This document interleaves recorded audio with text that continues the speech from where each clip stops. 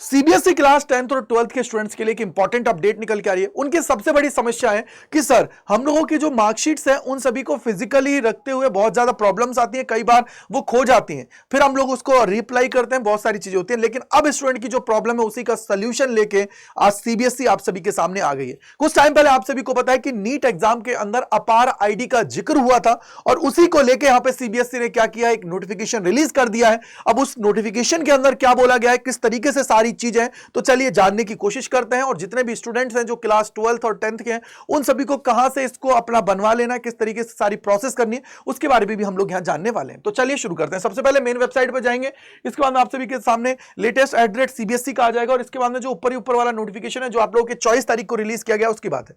यहां पे लिखा गया है कि to the principal and heads of the institutions के लिए है।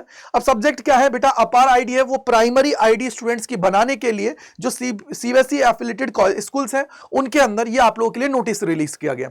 अब यहां पे बोला गया कि बेसिकली जो एनईपी 2020 है उसके अंदर हमारे जो ऑनरेबल प्राइम मिनिस्टर हैं उनका एक विजन था। वो विजन क्या था, डिजिटल इंडिया। तो उसको लेके यहां पे जो स्टूडेंट्स हैं उनके लिए एक आईडी सिस्टम बनाने की बात की गई थी जिसको नाम दिया गया था अपार, यानी कि automated permanent academic account registry. यानी कि अगर कोई स्टूडेंट है उसने अपनी पूरी जो एकेडमिक सेशंस में उसने पढ़ाई की है, सब कुछ किया है, तो उसका सारा का सारा डेटा है वो डिजिटलाइज्ड हो जाएगा। यानी कि one nation one ID card वाला जो सिस्टम है उसकी बात हम लोग यहां पे कर रहे हैं। जैसे अगर कोई स्टूडेंट मान लीजिए कि उसने 10th क्लास पढ़ी, 11th पढ़ी, 12th पढ़ी, तो सारा उसको डेटा फिजिकली रखने की जरूरत नहीं है। सारा का सारा क्या होगा, जो आपके अपार आईडी है उसके ऊपर सारा अपलोड कर दिया जाएगा। आप लोग क्या करोगे, जब कॉलेजेस के अंदर एडमिशन लेते हो या कहीं भी एडमिशन लोगे वहां पे आप रिक्वायर्ड होती है अपार आईडी, उसको आप लोगों को क्या करना है, वहां पे सबमिट करना होता है। सबमिट करने के बाद में आपका जो सारी चीजें वो आप लोगों के उससे लिंक्ड हो जाती है। ठीक है, अब यहां पे क्या है, अब बेसिकली ये क्यों किया जा रहा है, क्योंकि इससे स्टूडेंट को इजीली हम लोग आइडेंटिफाई कर पाए। तो ये 12 डिजिट्स का आप सभी का होने वाला है।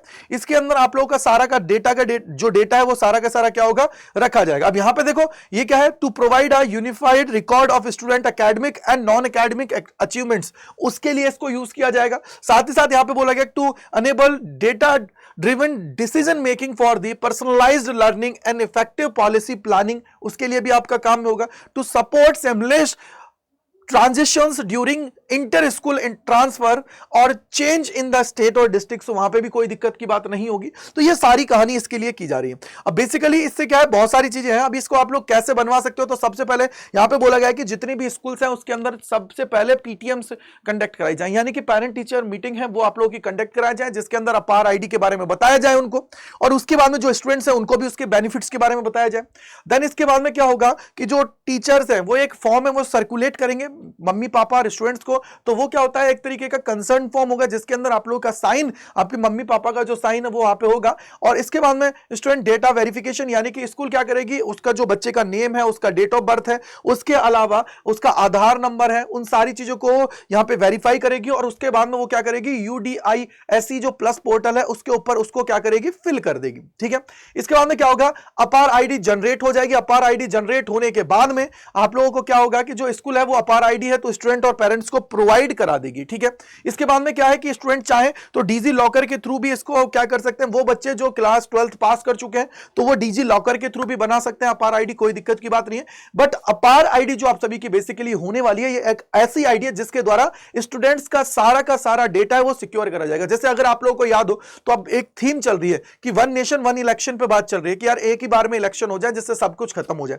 कोई दिक्कत की बात नहीं। दूसरी चीज आप लोगों का one nation and one health card जो है उसके ऊपर बात चल रही है कि जो भी कोई भी एक जो मैं बोलूंगा सिंपली कि एक कोई भी पेशेंट्स है, पेशेंट की सारी जो मेडिकल हिस्ट्री है वो सारी उसके ऊपर आ जाए, उसको डालते हैं उसके सारा डिटेल आ जाए कि भैया इसको ये प्रॉब्लम थी, यहां से इतने ट्रीटमेंट करा, सारी चीजें। वैसे ही आप लोगों का स्टूडेंट का क्या हो जाएगा कि यार उस आईडी को जैसे एंटर किया जाएगा आपकी सारी डिटेल आ जाएगी, भैया 10th में इतना, 11th में, 12th में ये है, इसने ये पास किया, इसने ये किया, इस तरीके से इस कॉलेज से इसने ग्रेजुएशन कंप्लीट किया।